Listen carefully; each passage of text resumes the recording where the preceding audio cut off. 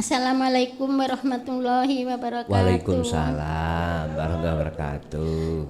Saya Kusumawati, tinggal saya di Sumatera.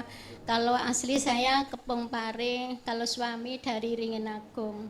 Nyun sewu Rama Yai, saderengipun dalem matur donga pangestu barokahipun panjenengan ingkang dalem lan sedaya jamaah mengharapaken amin ya rabbal alamin. Pertanyaan yang pertama, Rama Yai, saya punya bude yang sudah lama meninggal. Bude Punya saya apa? punya bude. Oh, bude. Yang sudah lama meninggal. Bude saya itu telah meninggalkan harta berupa rumah dan tanah. Sedangkan bude tidak punya anak, tapi kalau keponakan banyak. Rencana tanah bude itu dijual, lalu dibagikan semua keponakan. Insya Allah ada yang diwakafkan, amin. Tapi sampai sekarang ini tanah itu dijual belum laku. Sedangkan keponakan bude itu sudah banyak yang meninggal. Pertanyaan saya, tanah bude yang belum laku itu apakah membebani bude di sana?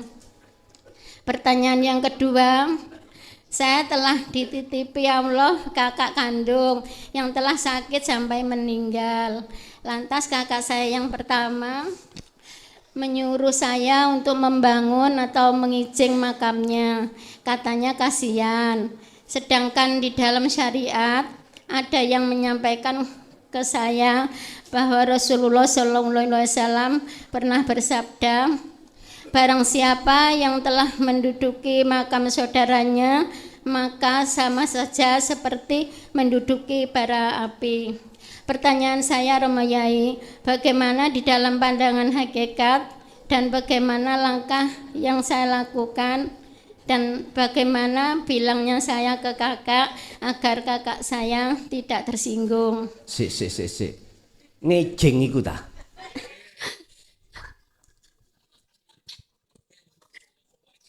Nggih, lanjut. Sekalian pertanyaan yang ketiga pareng Rama Yai. Pertanyaan yang ketiga, ada seorang ibu telah keguguran, baru berjalan 4 bulan. Lalu sama ayahnya dimakamkan, ditanam atau dimakamkan di samping rumah depan.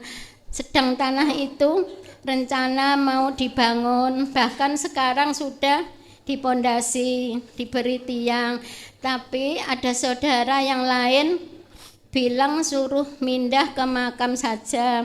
Kalau enggak dipindah katanya nanti mengganggu. Semua itu langsung saya sampaikan kepada ibu yang keguguran tadi. Jawabnya katanya tidak apa-apa karena bayi itu baru umur 4 bulan. Benar jantungnya sudah ada dan sudah berdetak, akan tetapi rohnya belum ditiupkan.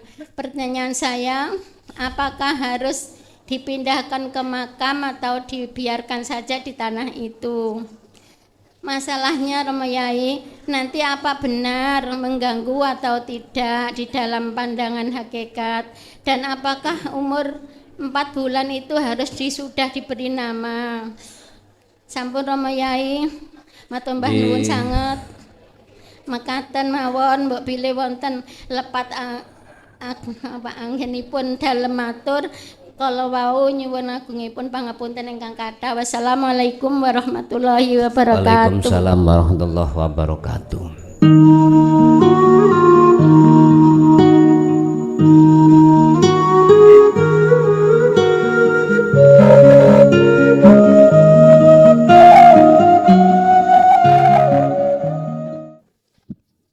Assalamualaikum warahmatullahi wabarakatuh. Nggih. Matur suwun Gus atas fasilitasnya dari awal hingga akhir. Nggih, tepangaken kula Nurul Huda saking Lamongan Utara, Lamut. Nggih.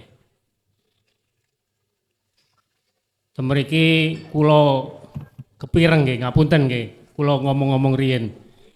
saya mendengar katanya nanti setelah baiat itu ada semacam selamatan. Jadi di sini itu saya ada usulan kalau disetujui ya. Bagaimana kalau malam ini itu ada semacam kotak jalan untuk memberikan sedikit sumbangan untuk acara selamatan tersebut.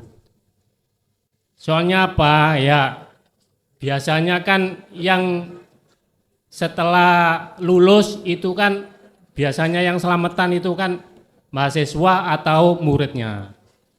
Jadi bagaimana kalau itu nanti ada semacam sumbangan, jadi nanti bisa sedikit sebagai tambahan walaupun tidak bisa menopang secara keseluruhan. Itu Gus. Terus yang kedua saya ada pertanyaan. Pertanyaan saya yang pertama mengenai ruh ya. Ruh itu apakah satu, tunggal atau banyak? Oke. Karena apa? Seperti penyaksian ya, ketika alastu birabbikum qalu bala syahidna. Nah itu kan ada semacam perjanjian. Nah, kalau perjanjian itu kan berarti kan ada dua. Jenenge perjanjian kan mesti ada yang berdua atau paling tidak gitu. Terus begitu juga dengan wa nafakhtu fihi mirruhi. Nah, di situ juga ada yang meniup dan yang ditiupkan. Terus ada lagi Gus. Itu ruh itu apakah ada kelamin? Tapi kemarin kayaknya itu sudah dijawab, tapi nggak apa-apa. Saya tanyakan lagi.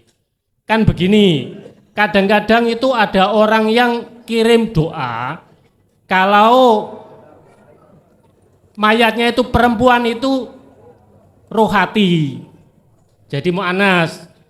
Nah, gitu. Jadi apakah ada yang jantan atau laki-laki atau perempuan begitu. Nah, itu. Terus yang ketiga ini mengenai semacam nanti kan ada kita ini semua bagi murid-murid atau santri-santri yang ikut BIMTEK ini kan pasti ada tugas yaitu utamanya adalah kholwat. Nah, di sini yang saya tanyakan adalah apakah di dalam BIMTEK ini ada semacam tutorial khusus Madein Jaya Baru begitu.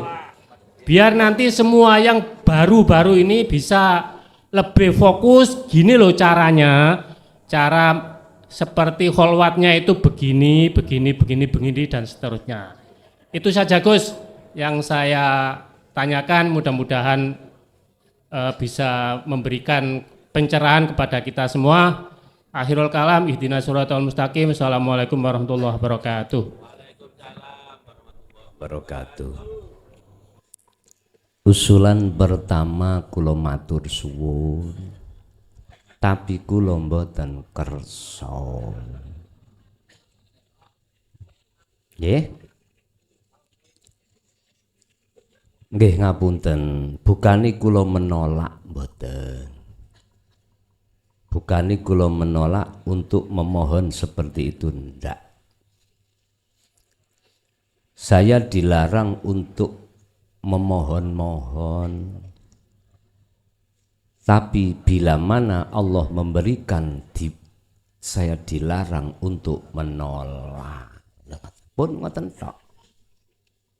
Jadi memang Pak Bu, kita di dunia kita ya perlulah fasilitas untuk jamaah.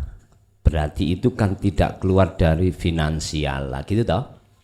Oke, saya maklumi jenengan, aku paham. Mungkin jenengan dulu tahu pernah jadi panitia pembangunan masjid. Nggih pun bener Pak, pun bener. Mboten napa-napa. Ngerti iki yo semuanya untuk umat, yo gak salah. Pun leres ngoten. Cuman sekali lagi saya mohon maaf banget. Selama ini Pak, 26 tahun saya mengagem amanah saking Allah iku tidak diperbolehkan kami melakukan itu. Akan tetapi jikalau diberi tidak boleh menolak. Makanya teman-teman gak kotak apa jenenge kan wonten ya. Nek nggone pojok-pojokan iki lak wonten to jegrek-grek. Ya wis dekeken kuno ojo sampak kamu nyerang harus meletakkan uang segini enggak. Mboten Pak, estu mboten. Nggih matur suwun atas inisiatif jenengan usulan tak terima. Tapi mboten angsal kula lek ngoten nggih. Tak terima tak singitno nek nggone mriki mboten napa-napa. Pun itu setunggal matur suwun sangat saya ucapkan. Yang kedua terkait masalah apakah ruh itu berkelamin. Apakah ruh itu ada laki, ada perempuan, padahal kita kalau wasilah itu khususon ila ruhi, khususon ila arwahi, khususon ila ruhiyah, wis macam-macam. Memang kalau kita bicara tentang syariah ya wonten dulur. Tondone ya jasmaniahmu iku nek lanang ya ana kerise ya ta.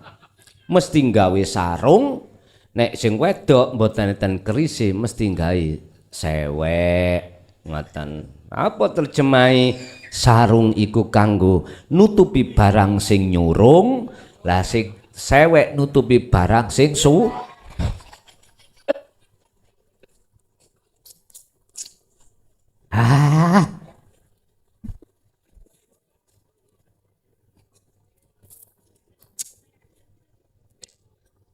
niki nek dihubung-hubungaken kali syariat cocok, bener pun cocok. Akhirnya bicaralah fikih tentang aurat, ya toh. Aurat orang laki dengan auratnya orang perempuan juga enggak sama, keten. Cuman kalau kita tarik dari sisi hakikat, mohon maaf Pak, mboten payu yang namanya ila ruhi, ila arwah, ila ruhiyah, mboten payu. Tapi tetap secara syariah hukumnya itu ben gak salah, ya tetap nek umpami wedok ya ila ruhiyah atau ila ruhi wedok lae lanang, nek akeh wis langsung arwah, ngoten mawon. Wis Pak jangan dibikin pusing lah ngoten.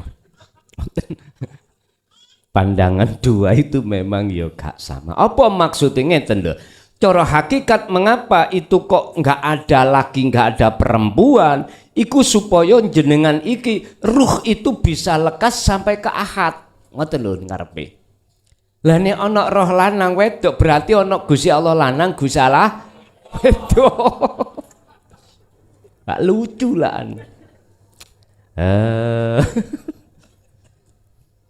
Si kula tanglet. Jenengan sampai jowe tangan. Terus sing krasa sakit roe apa jasade Pak? Ya wis nek ngono paham ya wis ngoten. Bon. Yang ketiga tentang kholwat Pak, tentang kholwat. Apakah di Jaya Baru juga ada sistematis praktek untuk berkholwat? Gini lho carane. Langsung praktek, mohon Pak. Kula niki selama ini belum ada perintah ngoten. Tapi untuk menuju ke situ cara-caranya itu mulai dulu sudah kami jelaskan. Gini loh carane kau kholwat.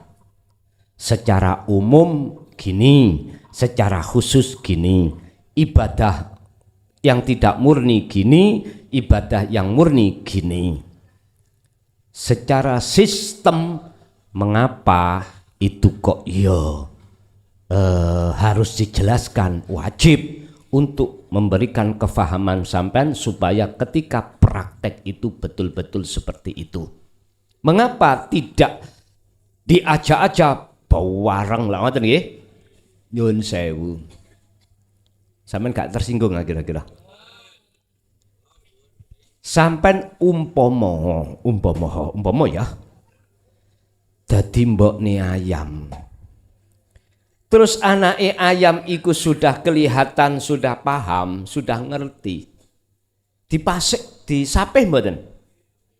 Halo. Disapih. Lah nggih to? Bukan perkarane disapih supaya mboke ayam iki golek wet lanangan. Ndak. Itu adalah pendidikan Anda biar mandiri. Bagaimana untuk ruh itu bisa lekas melesat nanggone Allah. Sudah dimodali gini, dimodali itu. Nek tentang Jaya Baru memberikan sistematis secara bagaimana caranya khalwat yang benar itu pasti Pak. Cuman kalau bila mana yang jenengan maksud langsung praktek bareng gini mboten. Nggih. Mboten nyuwun sewu. Itu mengapa selama ini belum pernah kami perintahkan untuk seperti itu ada maksud Pak, ada maksud tersendiri, ada maksud tersendiri sebab jenengan kalih kula niki wangsulin nang Allah ya piyambak dipelajari sik tekan gunung ngoten. Pun apa sing diwaca tetep kami sampaikan secara khalwat yang benar, artinya yang benar itu bisa betul-betul wusul datang Allah sekalipun jenengan iki wusule iku hanya hitungan detik atau hitungan menit atau jam dan seterusnya. Karena semua itu yang berwenang hanyalah Allah, jenengan tinggal menata akhlak aja di situ. Lanjut. Assalamualaikum warahmatullahi wabarakatuh. Kula jamaah sang Temanggung Gus. Mohon maaf sebelumnya dikarenakan setiap saya dijalankan oleh Allah untuk mengikuti kajian secara langsung, hidup selalu nyuruh mempertanyakan sesuatu. Yang kami akan tertanyakan Gus, berkaitan dengan yang dinamakan takdir qobdi atau ba'di. Apabila kita dihadapkan dengan takdir yang menyenangkan, bahwa sesungguhnya saya sudah sadar Gus, bahwa lillahil masyriqi wal maghrib wa innama tu'alu asamu wa ajullah. Tapi mengapa takdir yang dirupakan kekecewaan itu selalu dihadapkan? Apakah itu sebagai karma ataukah itu sebagai cobaan iman? Yang pertama. Yang kedua Gus, sebenarnya kami sudah sadar dan menyadari bahwa yang ada itu hanya hidup. Seharusnya saya itu menghilangkan semuanya, tapi di benak hati Gus dengan sendirinya kita tidak menyadari, kita dijalankan dimanapun aktivitas apapun, di hati selalu muncul di benak hati itu anallah, anallah, anallah gitu. Apakah itu benar atau tidak? Ataukah kita harus menghilangkan? Kalau kita harus menghilangkan, dengan cara apa? Saya mohon pencerahannya. Demikian kurang lebihnya mohon maaf. Wassalamualaikum warahmatullahi wabarakatuh. Waalaikumsalam warahmatullahi wabarakatuh. Saya kira semuanya itu sudah paham tentang teori. Ngilmu khususnya terkait siapa di balik Qobdi dan Basti, siapa di balik takdir yang enggak enak dan enak, tapi mengapa hati masih terasa ora kepenak, lebih-lebih ketika saat perkara yang enggak enak itu datang. Apakah ini sebagai ujian untuk menguatkan iman tauhid jenengan? Jawabannya sederhana, liyabluwakum ayyukum ahsanu amala. Jelas. Khusus apa yang Allah hadapkan terhadap kita, perkara takdir yang qobdi atau enggak enak, itu sebagai fitnah, ujian, semata-mata untuk menguatkan iman tauhid jenengan, sehingga ahsanu amala, lakune bagus di mata Allah. Betul Pak, niku untuk menguatkan iman tauhid sampean kali kula. Lah, kita tengok satu hal ayat yang mengatakan bahwasanya Allah tidak akan memberikan ujian terhadap satu hambanya di luar batas. Artinya Allah menguji sesuai kadar kemampuan hambanya masing-masing. Itu maksudnya apa? Gini loh Pak, kan sudah dikatakan bahwasanya di balik semua itu ada wujudnya Allah. Oleh karena kita tidak mengindahkan seruan itu, maka sekecil apapun takdir yang enggak enak, mesti kita terpengaruh. Akhirnya mengatakan berat iki, wis gak iso mikir aku, bojoku minggat, anakku yang ngono, bisnis hancur dan lain sebagainya. Dulu waktu jaya-jayane bojoku lo ngantil kayak perangku, anak yang ngono saiki wis ilang kabeh. Duh Pak nyun sewu, kita olehnya merasa berat, kita hati tidak mau bersaksi terhadapnya. Hati kita masih bersaksi kepada selain Allah. Padahal sistem teorinya sudah dikasih tahu. Oleh karena kita kurang mau untuk berzikir dengan sesuai dengan apa seruane Allah, maka disitulah akibatnya. Terus apakah ini salah? Menurut saya enggak. Itu proses kita. Proses kita. Tapi jikalau kau menginginkan lebih baik maleh, lebih baik lagi, ahsanu amala, maka perhatikanlah apa yang sudah jadi seruan Allah. Wis ngeten mawon. Iki ojo dicoba tapi sampean cengklungi pisan. Jare wong Jawa kuwi nek nang banyu ojo cengcing-cengcing, blesono pisan. Ojo coba-coba. Wis ngeten, mumpung kita masih ada kesempatan, apa sesuai dengan seruan Allah di dalam surah Al-Baqarah terkait masalah pensucian diri dalam rangka nuju yang maha suci, 4 bulan 10 hari. Wis gendengo atimu nang Gusti Allah. Carane dzikir sirul asrar terus kumandangno ning ati. Engko jadine ya apa? Aku kepingin kabari panjenengan mengke. Wis iku ae. Taruhane nek gak cocok kalih apa sing kula sampekno, manukku pedoten. Wis penak toh? Di situ.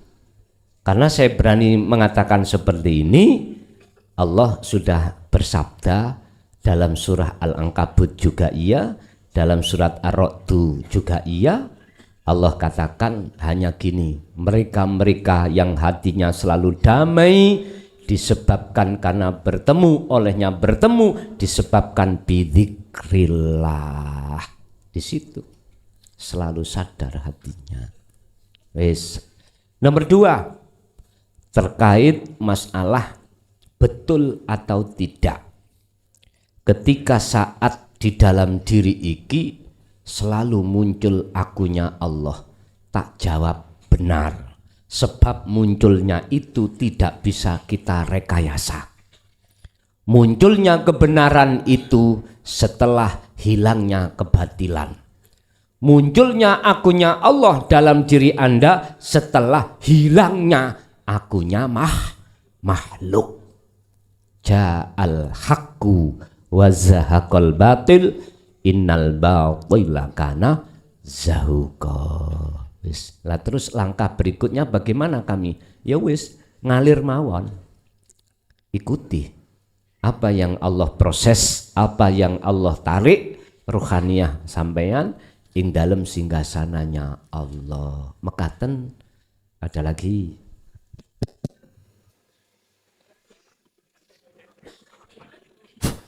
Assalamualaikum warahmatullahi wabarakatuh. Saya ini mendapatkan, mungkin kedua kali saya akan bertanya kepada Guson katanya, biar pendek.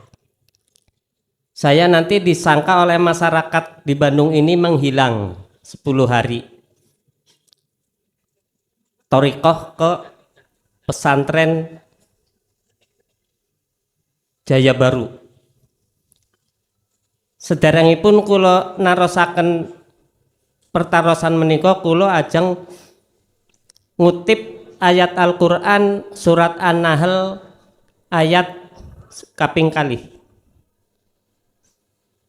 A'udzu billahi minasyaitonir rajim. Bismillahirrahmanirrahim.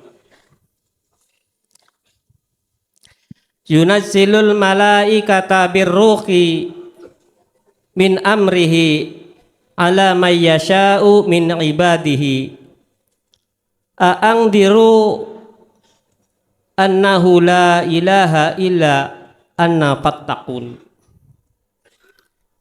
Jadi saya punya tanggung jawab nanti kalau pulang ke Bandung dapat oleh-oleh tambahan hafalan. Tiba-tiba mendapatkan hafalan yang bunyinya a'angdiru annahu la ilaha illa annahu fattaqun. Annahu la ilaha anna fattaqun. Itu surat An-Nahl ayat 2. Saya banyak bertanya kepada yang senior-senior teng riki, terusipun anggene kholwat niku onten ayat la ilaha annahu fattaqun. La ilaha anna fattaqun. Niku ingkang kaping setunggal. Dados kula ajeng taken teng Gus Son niki, ajeng taken asal usul uslub asbabun nuzul ayat menika ditunjukkan kangge sinten? Kangge nabi napa kangge ruweh orang-orang yang bertakwa. Niku ingkang kaping setunggal. Yang kedua, saya titipan pertanyaan dari saudara-saudara kita yang di sini tentang mercon terusipun. Kula menika pun tumbas, tapi dereng ngertos artinipun. Cuma perkiraan saya. Jadi kalau menabuh mercon ingkang mabur niko mungkin gambaran ruh kita badhe diantarkan dumateng alam musakhafah. Mungkin atas ngaten. Itu mungkin, Gus.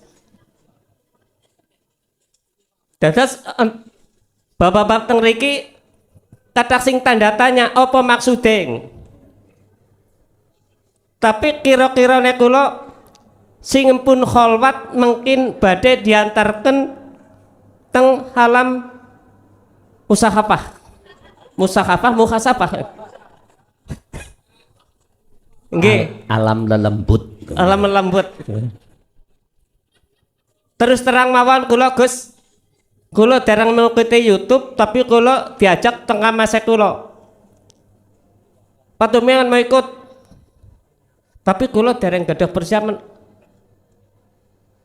Ayo ikut saja, yang penting ikut. Nggak usah mikir-mikir yang lain. Ongkos tinggal duduk, di mobil tinggal duduk, nggak usah mikirin apa-apa. Berangkat saya Gus. Alhamdulillah sampai di sini. Itu yang kedua. Sebetulnya ada yang ketiga tapi terlalu panjang nggak ya? Satu lagi aja Gus. Saya di Bandung ini banyak holakoh Gus. Ada yang namanya NU, ada Muhammadiyah, ada LDII, ada Persis, ada Muhammadiyah. Di masjid itu jadi satu Gus. Jadi imamnya ada Salafi banyak. Jadi imamnya kalau subuh itu yang tidak kunut 4, yang kunut 4. Tapi mboten nonton pernah pertentangan niku Pak, teng Bandung niku. Sing setunggal niku Dr. Haji Asep Ramdan MSI, guru besar teng Unisba. Ingkang setunggal Dr. Haji Mukhtarom, guru besar teng Unpad. Setunggal malih Dr. Daji MAG, kepala sekolah SMA. Namun kula sing mboten gadah tetel Pak. Mulane kula mlayu mriki terus saya teng mriki mboten nonton aku-akuan. Mboten nonton titel, mboten nonton ustad, mboten nonton haji. Nggih sami mawon. Dados kula semangat mriki. Dados sing kula ajeng tang letaken sing nomor 3 niki Guson. Kula niku rumangsa Islame abal-abal, soalnya melebet.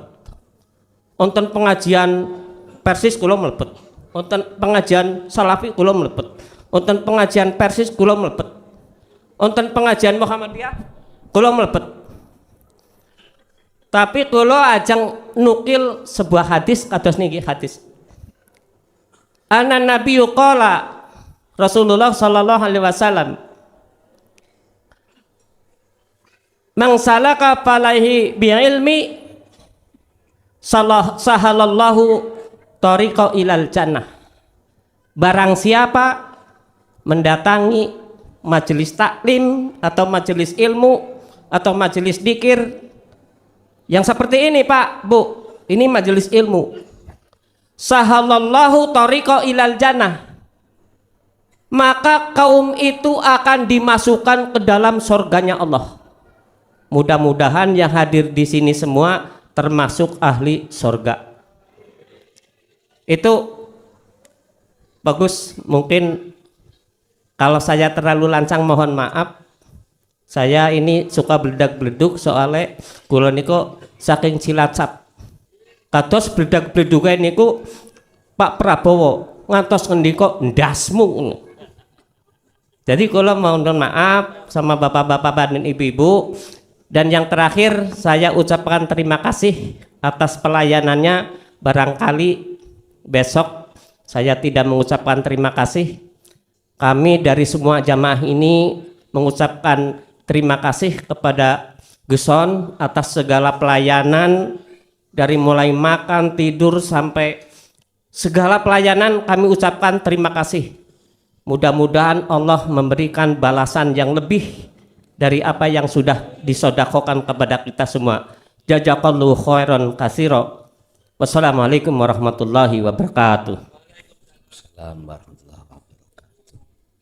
Surah An-Nahl ayat 2. Apakah itu hanya untuk Kanjeng Nabi saja? Ngoten nggih. Jawaban secara ringkas, andai kata itu hanya Kanjeng Nabi aja, gak usah ditulis. Berarti ditulisnya wahyu ini dengan bentuk tertuang di dalam Al-Quran surah An-Nahl ayat 2. Siapa yang membaca dan melihat, ya termasuk kita. Apa asbabun nuzulnya?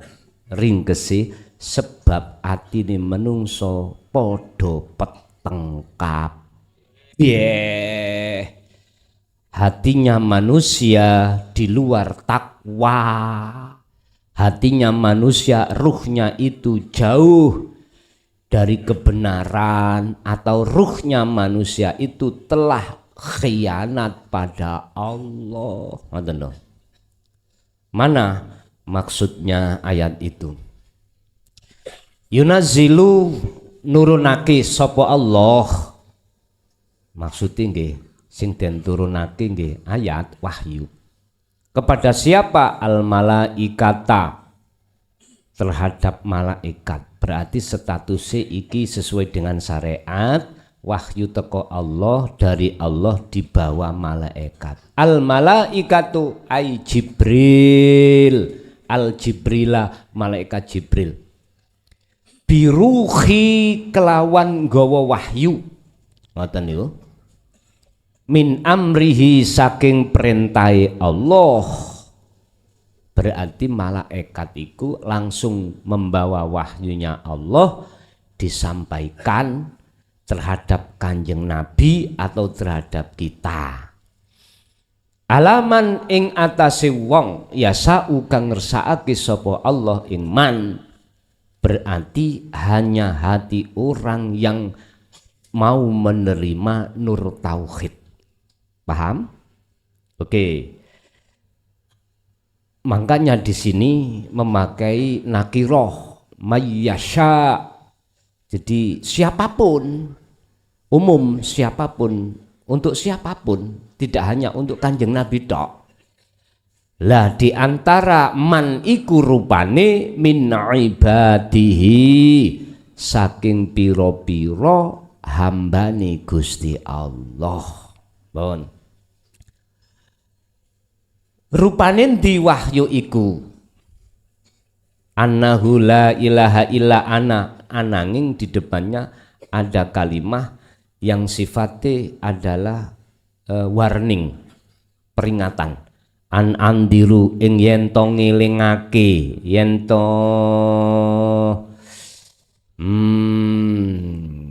memperingatake sapa ngono. Boleh sampean artikan andiru baliin nanggone isim malaikah, monggo. Anahu ing sak temene wahyu, rupane wahyu la ilaha, yaiku ora ana pangeran sing wajib disembah illa ana, kejaba ingsun. Artinya apa, Pak? Siapa di antara hamba yang dikehendaki pasti di dalam hatinya muncul ingsun. Rasa sing muncul akune Allah. Ini yang dimaksud orang-orang yang Allah kehendaki. Dan ini tidak semua orang bisa sampai di situ disebabkan karena nur tauhid ditolak. Ditolak. Ibaratnya ngeten, Pak. Apa mungkin jenengan iki ngingkari rabi, ngingkari nggak mau rabi, gembul yora nangon arek wedok, ya toh. Terus ati sampean, ya Allah kayak ono anak aku. Ya ora iso dulur, mboten saged. Tetep andai kata punya anak pupon atau anak angkat, bukan lahir dari panjenengan, mboten saged. Loh.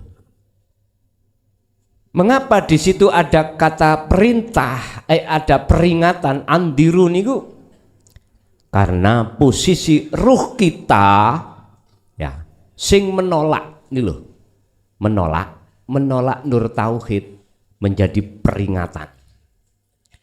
Kanjeng Nabi didhawuhi, Muhammad wa ma arsalnaka illa mubasysyiran wa nadhiron. Nadhir ini khusus bagi golongan orang-orang yang menolak, akhirnya tidak dikehendaki golongan mayyasha min ibadihi, bukan golongan orang-orang yang nantinya akan bisa muncul dalam hatinya rasa aku Allah. keahatan gak iso. Mengapa harus itu disampaikan? Lanjut, fattakun, supaya mereka-mereka yang ku kehendaki tadi betul-betul bertakwa. Artinya bertakwa itu kehidupan sehari-hari tidak lepas dari 3 unsur: ilmu, amal, istiqomah. Wis itu yang pertama. Yang kedua tentang mercon. Sampai nek diajak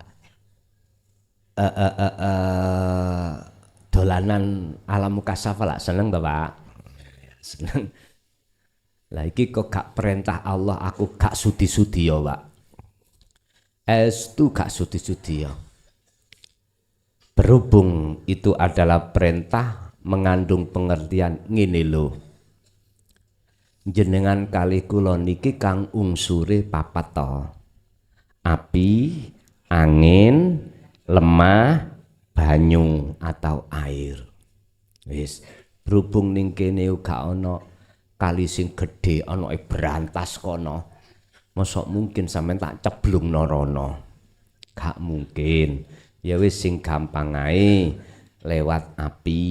Wis, api berarti mercon. Artinya apa? Ngeten. Gusti Allah mengke ngelebokno sifat asli sampai ning mercon kuwi. Makane muncul gambar sifat sampean kaya apa. Jadi ketika saat keluar nek ati sampean monyet ya gambare mongki.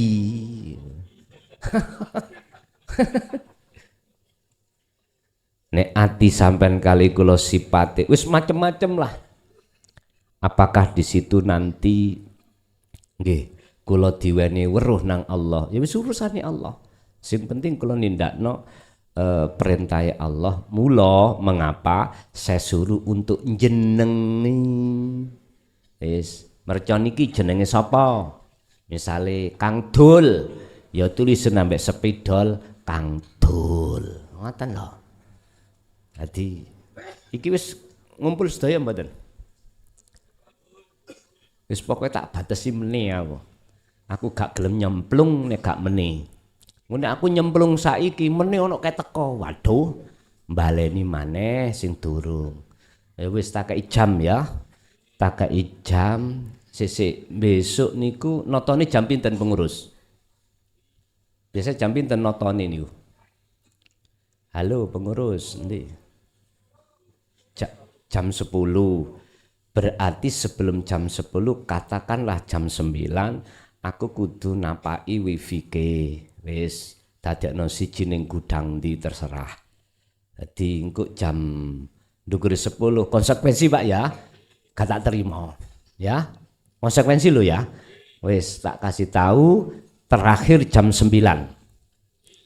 Deal jam 9 siang besok mercon harus sudah selesai. Dikumpulkan. Jadi saya tidak akan menerima mercon berikutnya. Wis. Anggite gak sorot ta Pak. Nyun sewu. Nek umpama jenengan kali kula mboten waspada buka kasab lu isok dedel duel jenengan ati sampean kali kula. Makanya lebih saya berhati-hati apabila cawis-cawis dengan hukum mukasafah di situ. Sing penting apa? Nanti jenengan iki apa? Ya sampean tinggal dhewe. Kaya apa?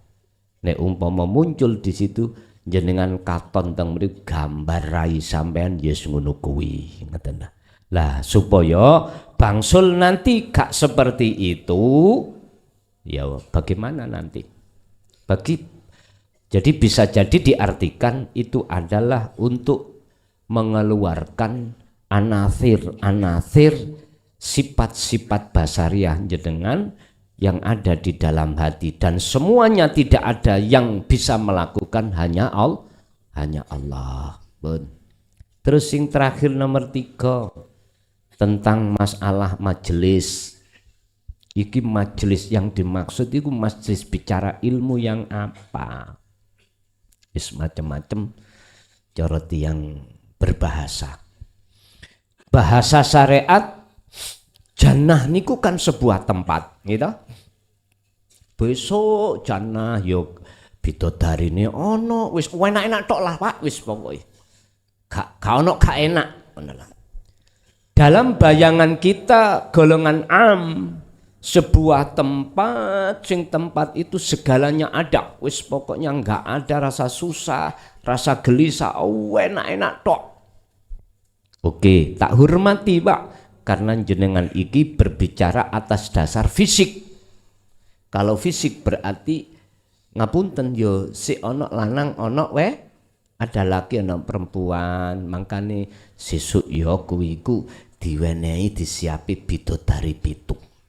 Pitu iki gak perawan kabeh. Esuk kok gawe ala sore wis perawan maneh. Aku luwih mikir Pak, kira-kira gak beset ta manukku. Ngapunten kathah. Iki guyon lho Pak ya. Guyon. Oke, saya hormati dan itu juga punya hujah sendiri. Tapi saya mencoba berpendapat tentang surga di sini dan majelis ini secara hakikat sesuai dengan hadis Rasulullah juga katakan tentang utlubul ilma. Apa? Sebuah ilmu. Kalau boleh saya katakan itu loh majelis yang buat bahas khusus tentang pendidikan hati rohaniah kita kepada Allah. Ilmu ini memang sitok gindil. Hanya satu ilmunya yang dimaksud di sini adalah dinit tauhid. Ini ki. Oh berarti majelis-majelis yang berbicara ilmu yang lain gak masuk son. Engko dhisik ojo salah paham. Jangan salah paham. Saya tadi berbicara atas dasar sudut pandang hakikat sak temene. Lho ngono lho, hakikat itu sak temene. Mboten abal-abal. Hukum hakikat itu hukum yang bisa memberikan kepastian Anda, bukan ngambang. Iya tangga, gak tak iyo. Ndak itu. Ibarat sampean hukum hakikat adalah sampean ini sudah mendapatkan ketetapan hukum. Lah ketetapan hukum itu bersumber dari hakim. Maka nih Pak, nek ono tersangka kan dicekel, saya di BAP. Terus BAP-nya isinya adalah layak disidangkan. Akhirnya muncullah dituntut dituntut jaksa. Lah ini berarti dasar hukumnya adalah sudah P21. Coro BAP-nya sudah mencapai P21. Apa P21? Paham Pak? Mlebu penjara sik cek ero ngoten lho. Utawa sekolah. P21 iku lengkap. Saksi oke, ya toh. Alat bukti juga oke. Sinkron semuanya. Berarti status kita itu asale saksi, akhirnya tersangka. Wis. Akhirnya berkas itu oleh kepolisian diantar kejaksaan. Diteruskan kejaksaan. Nah, kejaksaan mempelajari BAP-nya si A misalnya, oh ya layak. Akhirnya dimasukkanlah nang LP sebagai titipan tahanan. Lah ngeten. Nang LP titipan tahanan sambil menunggu masa sidang. Dari jaksa mengajukan terhadap hakim layak ini disidangkan. Iki mboten ada rekayasa lho Pak ya. Saya bicara nggak ada rekayasa. Nggak ada rekayasa. Iya nek iya gak nek gak. Ngono. Iya nih sebab alat bukti meyakinkan dan lain sebagainya. Akhirnya hakim menyidang. bla bla bla bla, sesuai dengan pasal ini, hukum pidana ini jatuh hukumannya 3 tahun. Nah, wis akhirnya klason kena 3 tahun, nyonyor tagak kon ya. Dituntut oleh kejaksaan 6 tahun. 6 tahun. Lalu di hakim jatuhnya 3 tahun. Wis nyonyor tagak konson ini. Ya bapak nyonyor tak lakoni gini aku. Bapak Ibu hadirin, kalau saya sudah diputus no hakim berarti namanya ingkrah. Saya sudah mendapatkan keputusan hakim. Ketika 3 tahun itu tidak bisa dilongi 1 hari pun nggak bisa. Kecuali dapat remisi. Lah, biasanya Pak remisi ya. Itu bulan Agustus 17-an ngaten. Iku nek diiyani karena muklason gak teli, gak dirutuhno Pak remisi. Ya sik wutuh 3 tahun. Terus hari raya dapat remisi. Berhubung klason sik ndablekai dari pihak Menkumham gak rutuh Pak. Terus berarti 3 tahun wutuh. Gak boleh 1 hari lebih kurang nggak boleh, wajib 3 tahun. Lah Pak Nyun Sewu, andai kata sudah habis, kula bertahan enak ten mriki Pak De, mangan yo diwenehi, turu yo dijogo, nggak iso, tetap harus itulah namanya ketetapan hukum pasti. Hakikat itu seperti itu, hukum pasti. Beda kalau kita masih di syariat memakai hukum insya Allah. Apabila Allah mengendaki benar ya benar, mlebu swarga swarga, nek enggak ya enggak. Lho ngoten wis. Terus jenengan, mungkinkah Anda itu hidup di atas hukum yang tidak tertentu? Gak jelas. Muring-muring Pak, dancuk kuwi kula nirakno Mbah Yai. Mas Tani ngukumi syariat gak pasti piye. Nah, empun muring-muring dhisik dulu. Empun muring-muring dhisik. Itulah akibat mengapa di dalam hati kita masih ada selain Allah, pasti ada di situ. Iya nek gak nek yo, iku wis mesti ngoten niku. Tapi kalau sampean sudah jatuh di lautan hukum hakikat, jawabannya kalau iya mesti ya, kalau tidak mesti tidak. Sehingga majelis yang dimaksud di sini dari sudut pandang hakikat adalah majelis yang digunakan untuk taklim muta'alim, belajar mengajar tentang ilmu tauhid. Titik. Disinilah fadkhulal jannah. Artinya Allah, mengapa Kanjeng Nabi mengatakan itu mesti surga? Karena memang disitulah tempat Anda akan menentukan surga dan tidak itu di situ. Innama yataqabbalullahu minal muttaqin. Sesungguhnya amal ibadah yang hanya Allah terima di sisinya hanyalah amal ibadah yang bersumber dari hati seseorang yang bertakwa. Makanya diperintahkan untuk alla ilaha illa ana, supaya fattakun, supaya hati jenengan estu tergolong orang yang bertakwa. Lanjut. Assalamualaikum warahmatullahi wabarakatuh. Saya Anhar dari Asam Bagus Situbondo. Kalau boleh saya minta izin dulu, saya mau cerita. Sebelum ada HP, saya sudah pernah ikut pengajian hakikat ini. Tapi pengertian apapun, saya ilmunya banyak dapat dari sini. Mohon maaf saya nggak bisa Jawa, saya Madura soalnya Gus. Dulu nggak ada pengertian kayak bacaan la ilaha illallah, la ilaha illahua, la ilaha illa anta, la ilaha illa ana, itu tidak ada penjelasan apapun dan tidak ada dalil apapun yang disampaikan oleh beliau.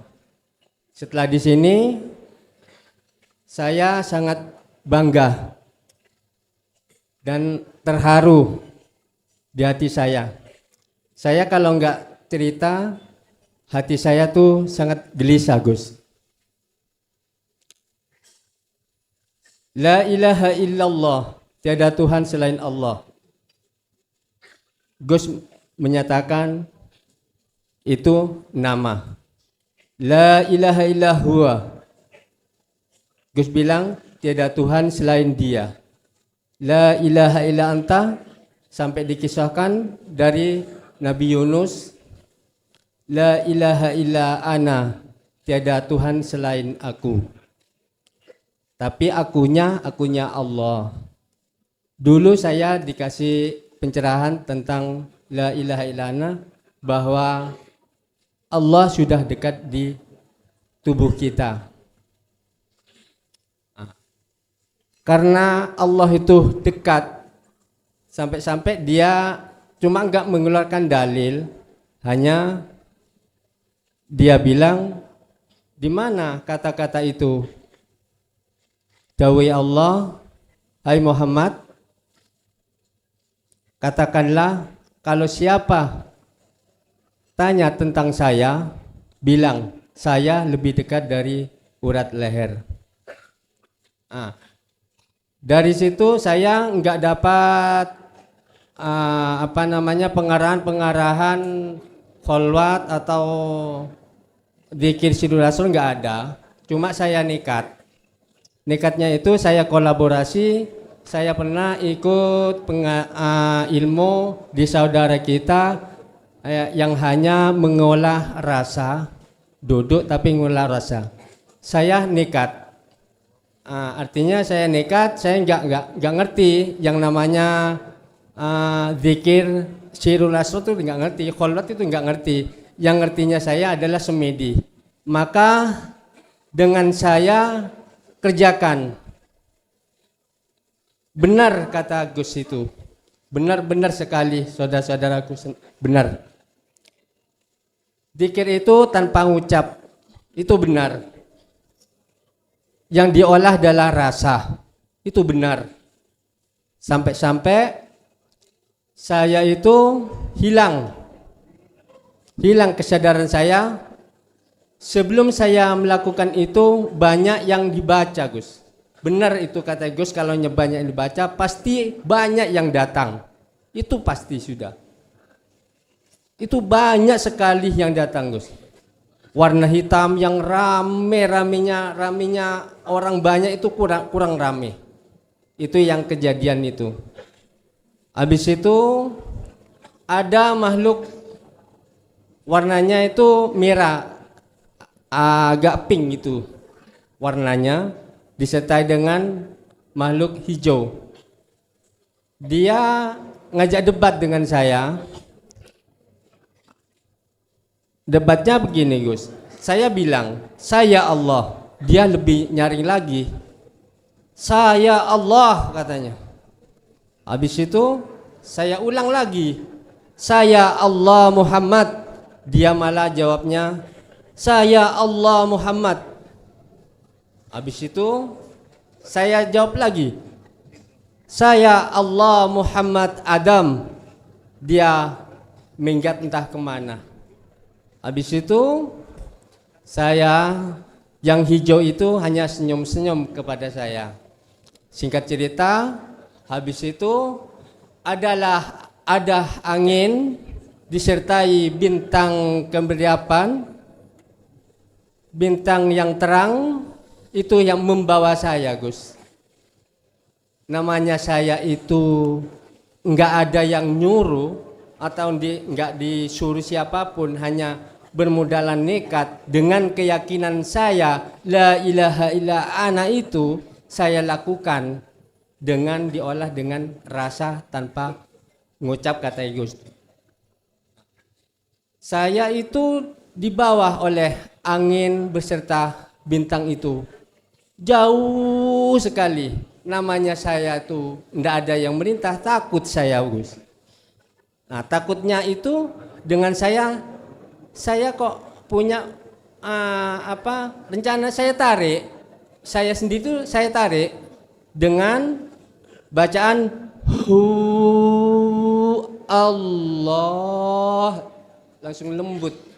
Nah, karena saya takut, saya nggak saya teruskan, soalnya nggak ada yang membimbing. Nah, habis itu karena saya bingung, Gus, bingung gelisah saya itu, ternyata ada harimau kuning, belang hitam di pinggir tebu. Saya seolah-olah di tengah kali. Dan ada harimau putih, Gus. Dia mendekat kepada saya, dua-duanya.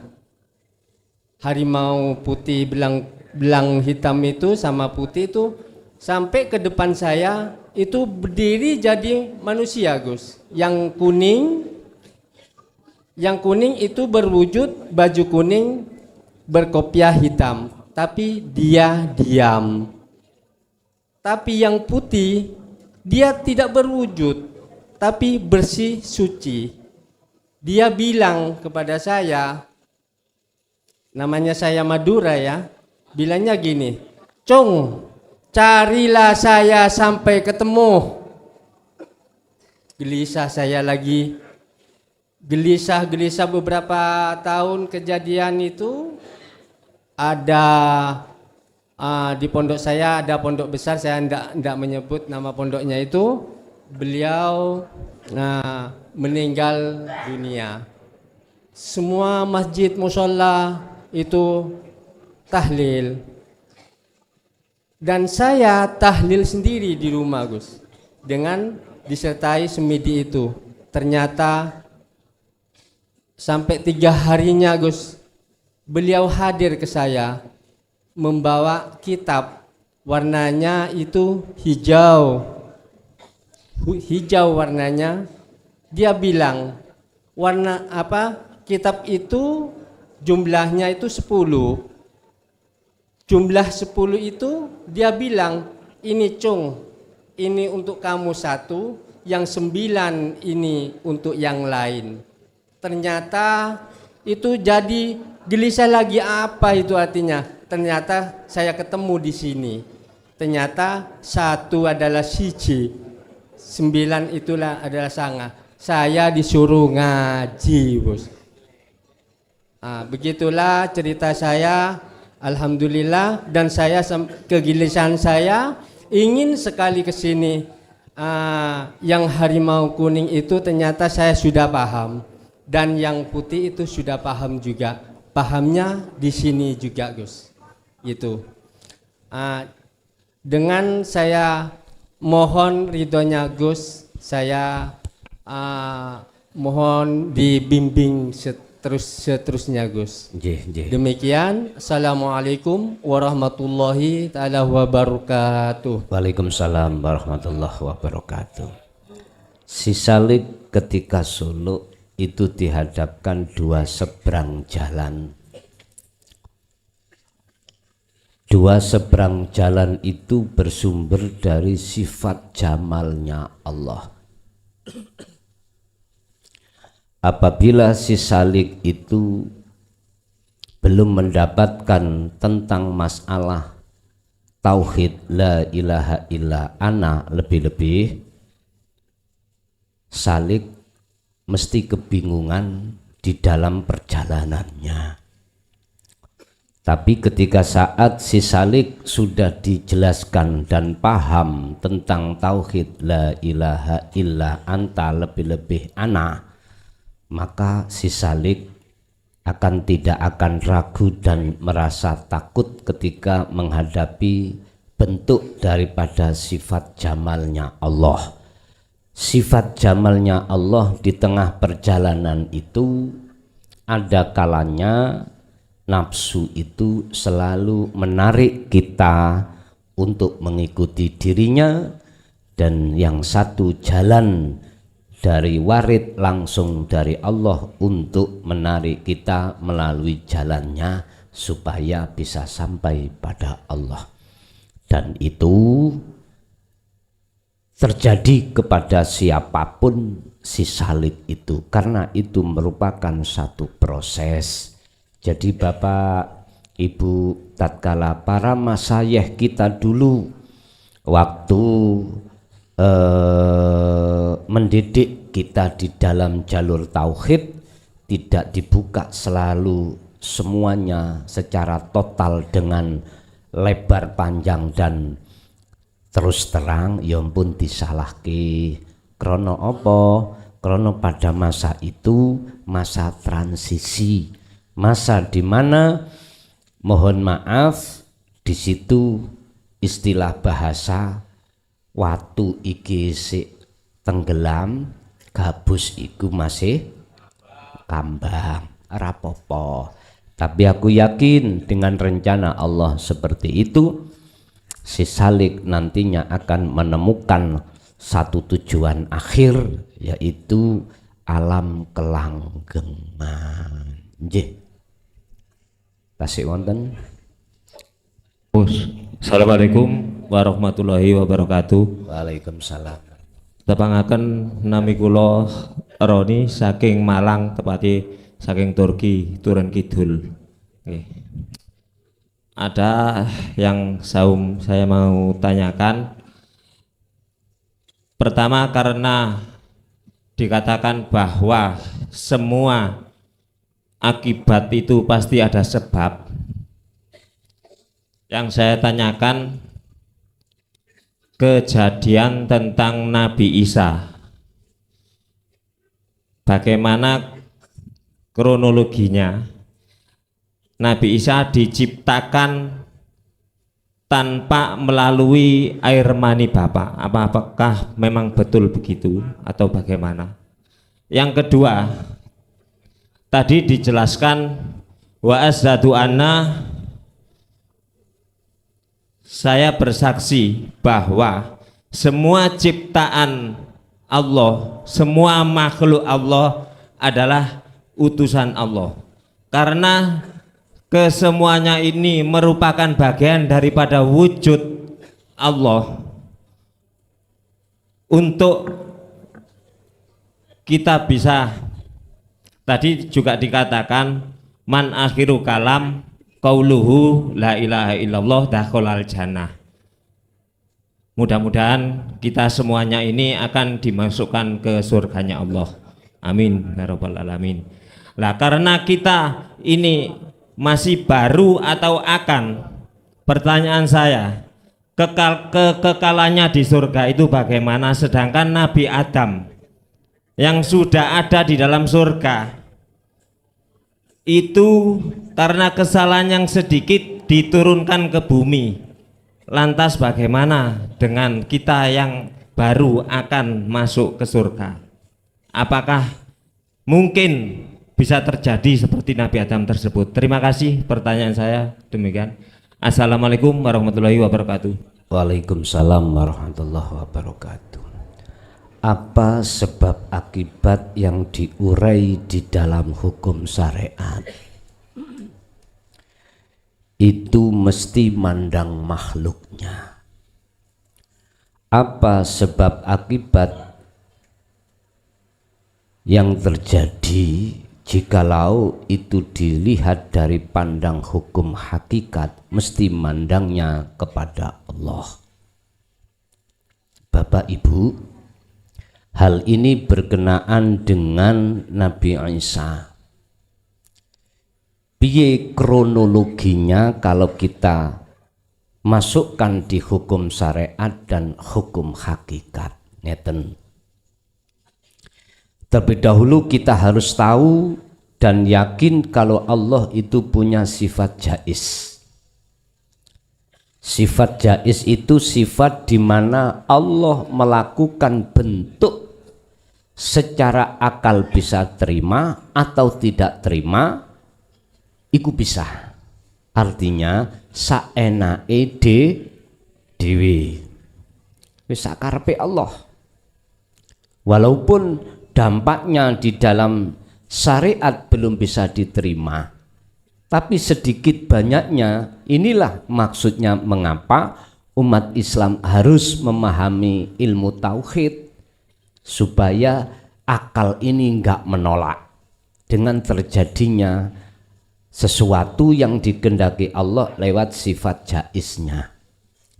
Nabi Isa itu enggak sama dengan makhluk lainnya. Makanya Nabi Isa dikasih Allah status rauhillah, ruhullah, statusnya ruhullah, ngoten. Nek Kanjeng Nabi Habibullah, nek Kanjeng Nabi Isa ruhullah. Prosesnya bagaimana ini? Kronologinya gini, Pak.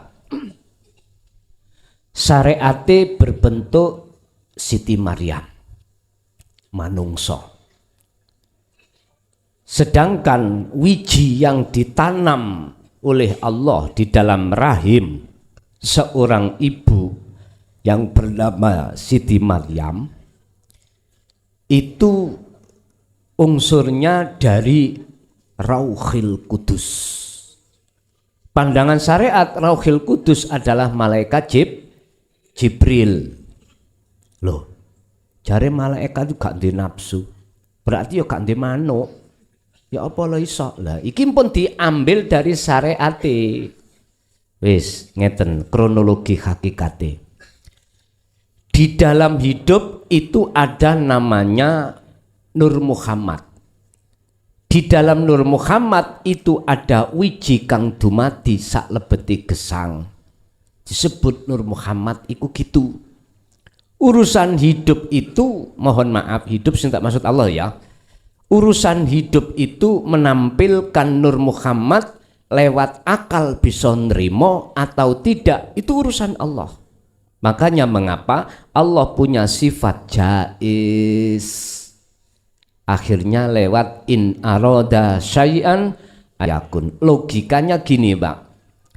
Apa mungkin Allah bisa nyiptakno Nabi Isa tanpa bapak? Sementara itu Allah bisa mengadakan sesuatu yang sebelumnya tidak. Contohnya Nabi Adam. Bisa menjawab cara akal. Apakah mungkin Allah iku kuasa nyiptakno makhluke tanpa hukum syariat? Yaiku tanpa bapak, contohnya Nabi Isa.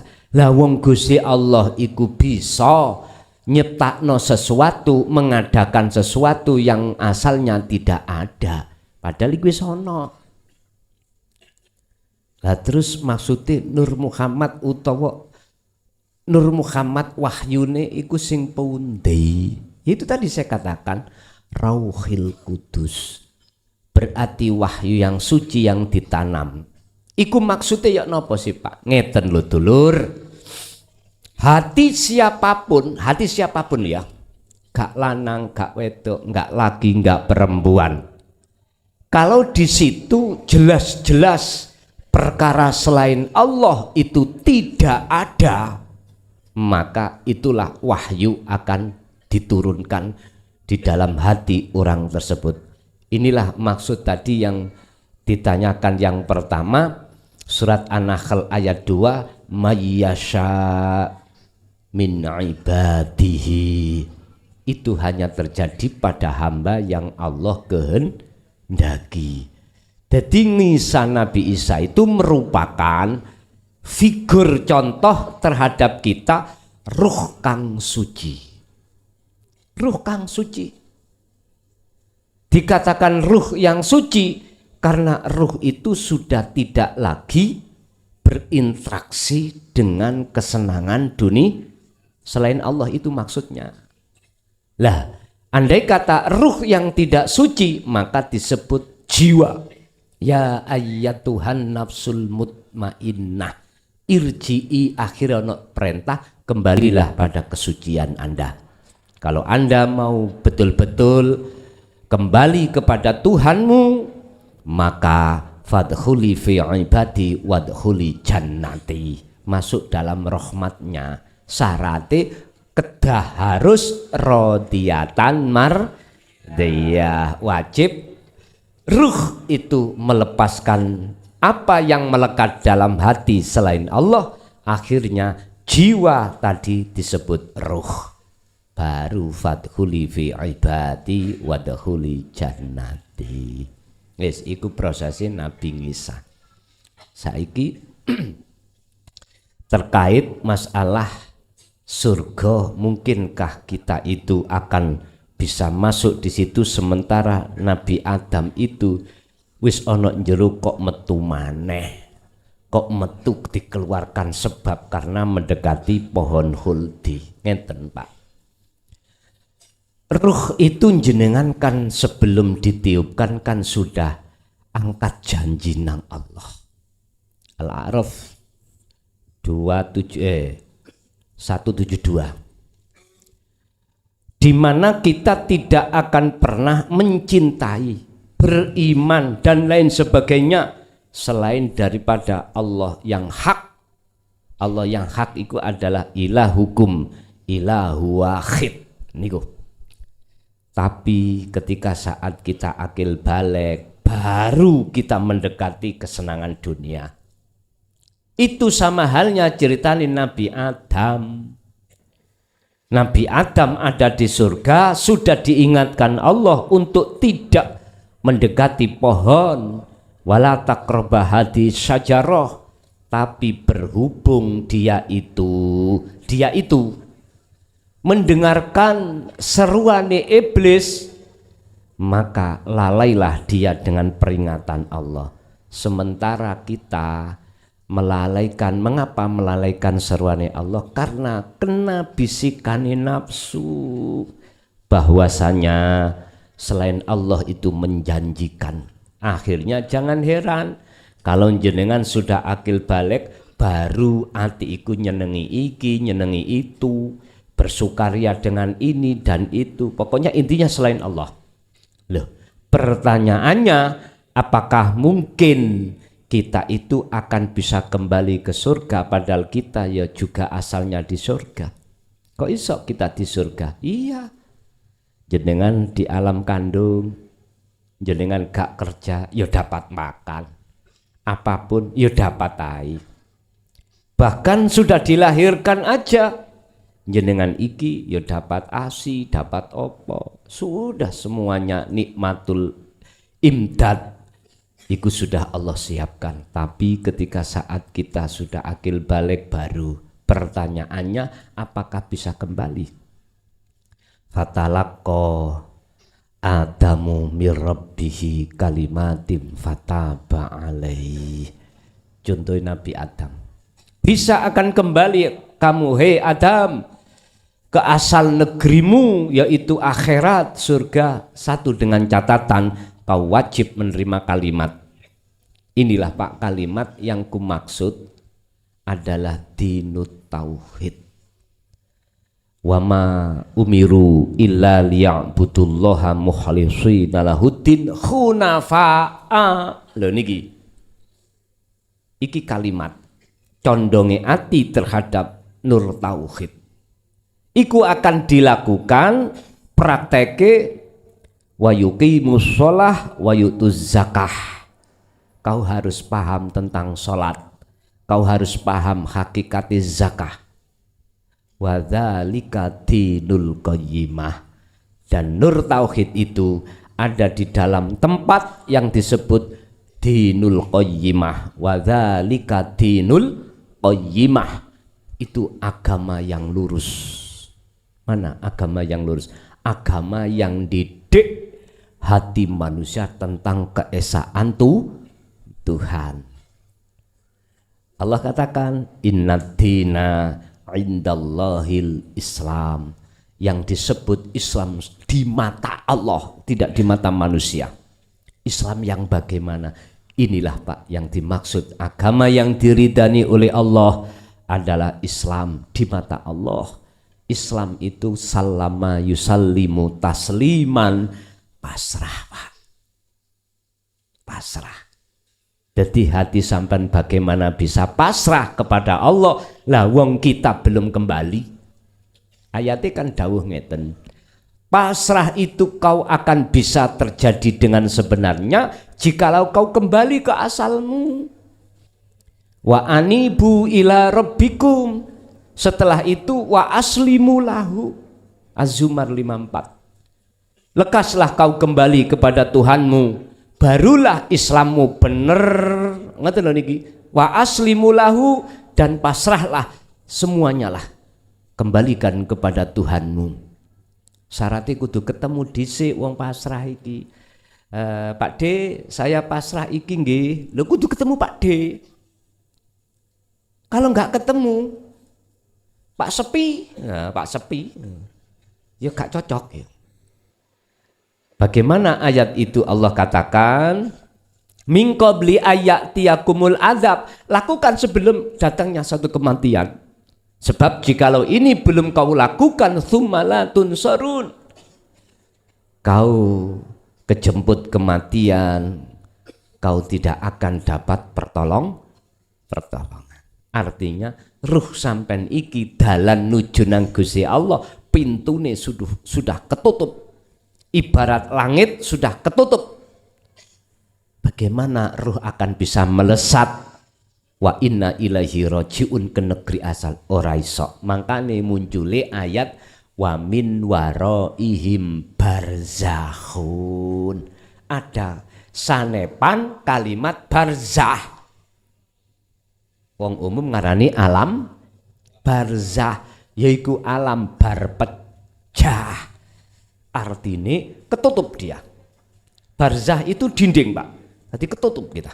Roh ini ketutup, ya tidak bisa roh ini untuk melesat nanggone alam akhirat, dan ruh ini juga tidak akan bisa kembali ke dunia. Ayat ini tabrakan ambek judul lagu Ben malam Jum'ah akeh ahli kubur mulih nang omah. Lah ngoten nggih?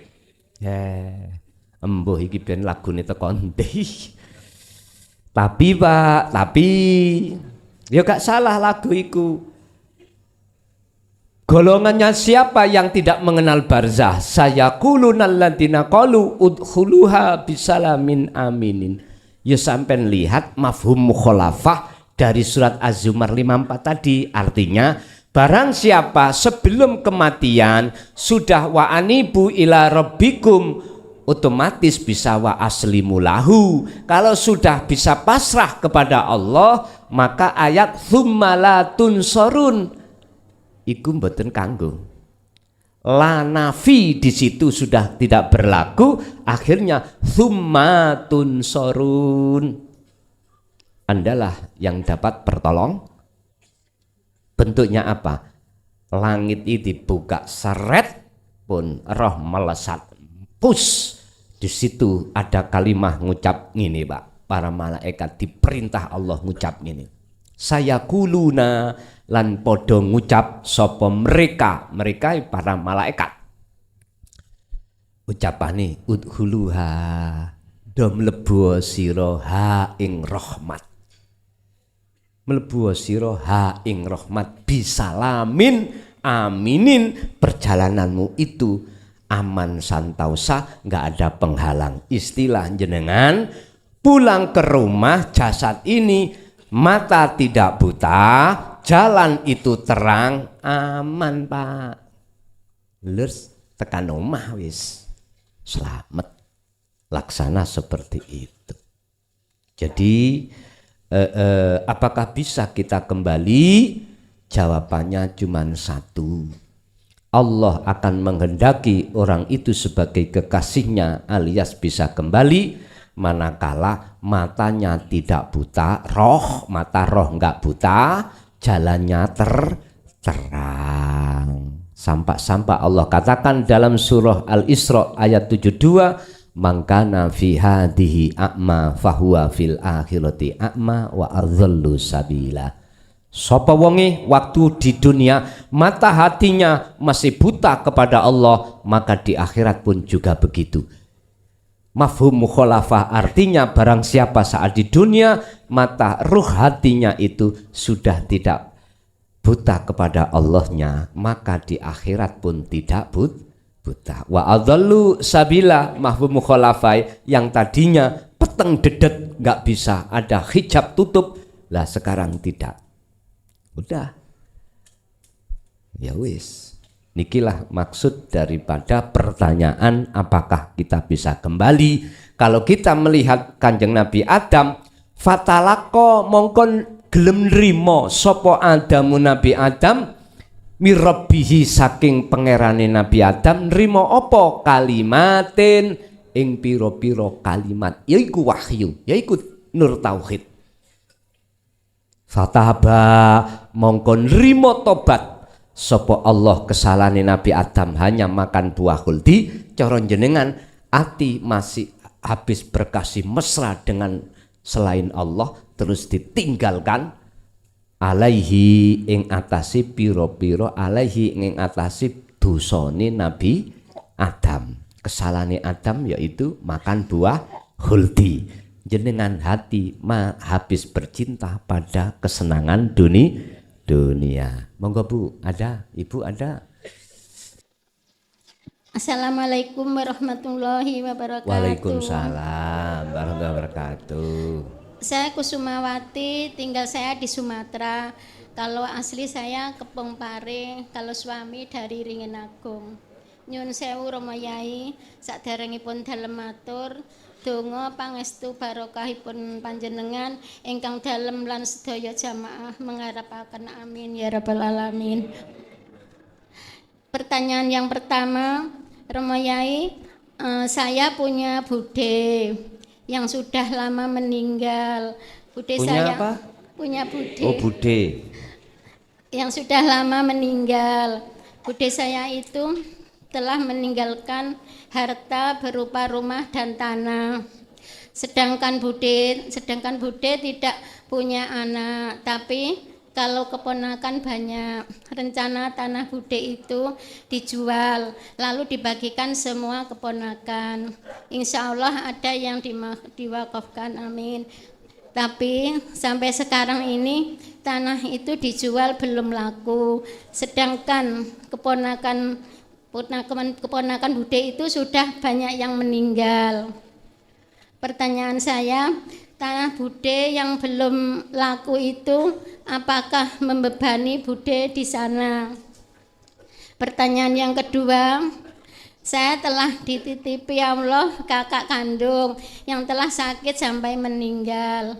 Lantas kakak saya yang pertama menyuruh saya untuk membangun atau mengijing makamnya. Katanya kasihan.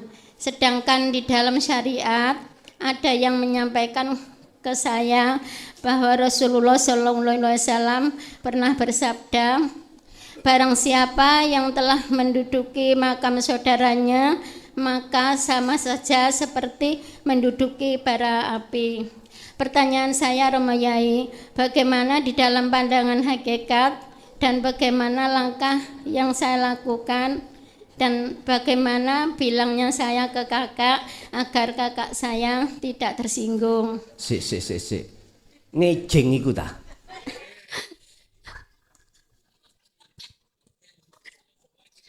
Nggih, lanjut. Sekalian pertanyaan yang ketiga pareng Rama Yai. Pertanyaan yang ketiga, ada seorang ibu telah keguguran, baru berjalan 4 bulan. Lalu sama ayahnya dimakamkan, ditanam atau dimakamkan di samping rumah depan. Sedang tanah itu rencana mau dibangun, bahkan sekarang sudah dipondasi, diberi tiang. Tapi ada saudara yang lain bilang suruh pindah ke makam saja. Kalau enggak dipindah katanya nanti mengganggu. Semua itu langsung saya sampaikan kepada ibu yang keguguran tadi. Jawabnya katanya tidak apa-apa karena bayi itu baru umur 4 bulan. Benar jantungnya sudah ada dan sudah berdetak, akan tetapi rohnya belum ditiupkan. Pertanyaan saya, apakah harus dipindahkan ke makam atau dibiarkan saja di tanah itu? Masalahnya Romo Yai, nanti apa benar mengganggu atau tidak di dalam pandangan hakikat, dan apakah umur 4 bulan itu harus sudah diberi nama? Sampun Romo Yai, matur mbah nuwun sanget. Mekaten mawon mbok bilih wonten lepat apa anggenipun dalem matur kala wau nyuwun agungipun pangapunten ingkang kathah. Wassalamualaikum warahmatullahi wabarakatuh. Waalaikumsalam warahmatullahi wabarakatuh. Berbicara masalah beban dari harta warisan, iku bisa dan tidak. Dikatakan tidak manakala ketika kita sebelum meninggalkan gak mengakui milik kita. Gak mengakui milik kita tapi milik Allah. Berarti ahli suhud Pak niki nggih. Tapi ahli hijab tetap dampak. Inilah nanti yang akan dihisab karena kita merampas hak milik Allah, kita aku-aku. Makanya munculnya yaumil hisab itu karena ada pengakuan di dalam diri kita. Wis. Terus bagaimana solusinya? Ngeten Pak Bu. Kita sebagai orang dekatnya, ya kita harus menjalankan hukum secara syar'i. Bagaimana? Ponak-ponakan sudah meninggal, gampang aja. Udah, serahkan, wakafkan atau sedekah jariyahkan terhadap lembaga-lembaga yang dimaksud, majelis taklim yang Rasulullah maksud. Diatasnamakan siapa itu, hak milik siapa, gitu aja. Kok gak laku-laku, mungkin kelarangan, ya dah. Orang itu kan beli kan golek sing murah tapi bagus lah ngono. Ya wis, proses sirkah itu kudu jenengan jalankan, ijab kabul ya jenengan jalankan secara syar'i. Banjur kalau sudah selesai Bu, duka sampai jariyahkan atas nama siapa, bagiannya siapa itu, gitu aja beres. Nomor loro tentang masalah ngijing. Oke, pertanyaannya itu dikejing itu apakah nanti akan menjadi fitnah? Kalau tidak, mengapa tidak? Kalau iya, mengapa harus dilakukan? Sekarang maksudnya Allah itu piye? Ngeten. Secara tasawufnya ya, kita ngijing itu ngeten. Diceritakan dalam satu kisah bahwasannya besok akhir zaman itu Dajjal iki ucul. Tahu ucul? Lepas dan di situ tidak ada yang bisa mengalahkan kecuali Nabi Isa. Lah Dajjal iku nggawa tangan kanan surga, tangan kiri neraka. Siapa yang masuk nerakanya Dajjal, ikut tetanda neraka. Neraka berarti kiri. Maka ikut tetanda dia akan masuk surganya Allah. Barang siapa yang masuk surganya Dajjal, maka tetanda itu masuk nerakanya Allah. Ngeten. Endi si Dajjal ya? Ya nafsu iku. Nafsu iku cenderung ngejak sampean seneng-seneng tentang dunya. Wa yastahibbunal hayatad dunya. Kalau sudah masuk di sini, mohon maaf, hati sampean mesti lalai datang Allah. Itu pasti. Bersukarialah kita terus terhadap surganya Dajjal. Bersukaria. Tapi barang siapa yang masuk nerakanya Dajjal itu tetanda akan masuk surganya Allah. Artinya, Pak nyun sewu, ngelepas keakuan diri itu berat Pak. Lepas hati dari perkara wujude Allah selain Allah itu angel Pak, susah banget. Lah jikalau ini betul-betul berlaku bagi jenengan perkara nggak enak, akhirnya disitulah akan ketemu enak. Diceritakan juga ning guru kula biyen waktu ibtidak, Dajjal iku ya nek wis nang donya digedruk ngene lemah duk, wong sing ana kuburan tik bacaudul, ditakoki manut aku apa gak, nek gak manut aku tak suwek cangkemmu. Lah mengapa itu kok gak dikejing, Dajjal cek gak roh. Nek jenengan ana kono iki guyon lho ya Pak ya, guyon ya. Tapi ada maksud, ngeten lho dulur. Jenenge kewalian Allah gak perlu diketok-ketokno. Kemakrifatan pada Allah gak perlu diketok-ketokne. Gak perlu. Iku Allah sendiri yang tahu. Inilah yang tidak bisa disentuh oleh Dajjal. Bukan perkara ini ngijing gak ngijing iku boleh atau tidak, ndak, terserah. Sing dikijing model tiyang ya napa. Cuman nek dalam bahasa fikih nyun sewu, jikalau ikut tanah umum jangan pernah kau kijing. Tapi kalau tempat pribadi tanah sendiri mboten napa-napa los.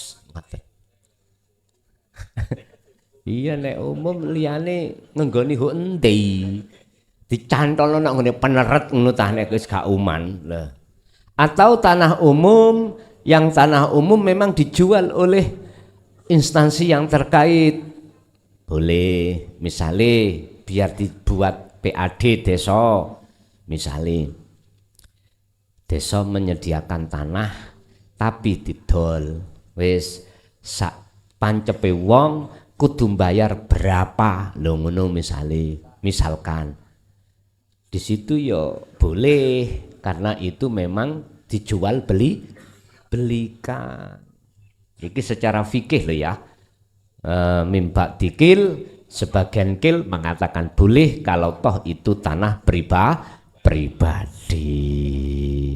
Terus anak tadi ya yang keguguran, apakah perlu harus dipindah? Kalau kita mengambil hakikat, ya roh iku mosok dikubur nang ngene iku lemah ngono ta. Asale sangka Allah ya kudu balik nang Allah. Ya kalau jasad asalnya lemah kembali ke lemah, ke tanah lagi. Apakah itu harus dipindah? Gak usah Bu, repot-repot. Wis urusane Allah, wis gak ono alam kasunyatan iki, alam jasmani iki, enggak alamul arwah. Wis gak usah Bu, gak usah. Napa niku mungkin mboten ganggu. Olehnya ganggu iku sebab don penyono jenengan akhirnya dibuat kesempatan oleh nafsu lewat jin. Akhirnya jin ngomong dadi gendero baedi. Lah iku karena prasangka jenengan kalih kula piyambak. Jikalau enggak ada prasangka enggak usah dipindah. Lah nyapa bongkar-bongkar is ben. Ngoten. Nggih, ibuke tasih ada? Cukup wadah, monggo. Pisan kas Bu ya, sekali lagi. Iya. Nggih. Assalamualaikum warahmatullahi wabarakatuh. Waalaikumsalam warahmatullahi wabarakatuh. Gus mau tanya, di balik surat Al-Fatihah, Gus apa namanya itu waktu buka ceramah Al-Fatihah, tutup ceramah Al-Fatihah. Saya bertanya di apa namanya itu? Apa channel? Kenapa kok enggak surat lainnya? Kok surat Al-Fatihah yang yang dijalankan gitu loh? Sudah gitu aja Gus. Terima kasih. Kira-kira tak jak maca Yasin kok kantek. Ngene Bu. Ngeten. Al-Fatihah. Itu dari kata dasar Fataha. Maksudnya apa tentang nur tauhid itu biar Allah buka hati jenengan. Tafauli teng mriku. Terus mengapa harus ditutup dengan Fatihah? Engko lak bocor laan. Ndukur buka, nisor buka. Mesti nisor nutup ngono. Ngeten lho dulur. Ya, tafaule iku jenengan biar tidak hanya memahami tok. Alias biar jenengan juga dikersakno Allah sebagai golongan yang melakukan kholwat. Al-Fatihah.